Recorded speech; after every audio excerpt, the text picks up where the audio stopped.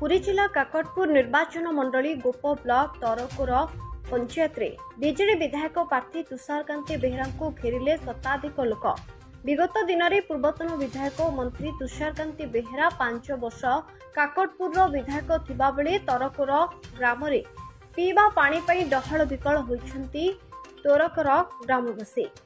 जहाकु नहीं गतकाली संध्यारे बीजेडी विधायक प्रार्थी तरकोर रे गाँ मध्य बाइक शोभायात्रा रे जाउतबा बेले शताधिक ग्रामवासी विधायक प्रार्थी को अटकाई पचारिबा बेले बीजेडी कर्मी विधायक प्रार्थी सह ग्रामवासी ठेला पला होइथिला। प्राय 4 घंटा गाँ दांडरे उत्तेजना लागि रहितबा बेले खबर पाई रामचंडी पुलिस घटनास्थल रे पहुंची लोकमानक बुझासुझा करबा सह पूर्वतन मंत्री तुषारकांति बेहरा को उद्धार करथिले।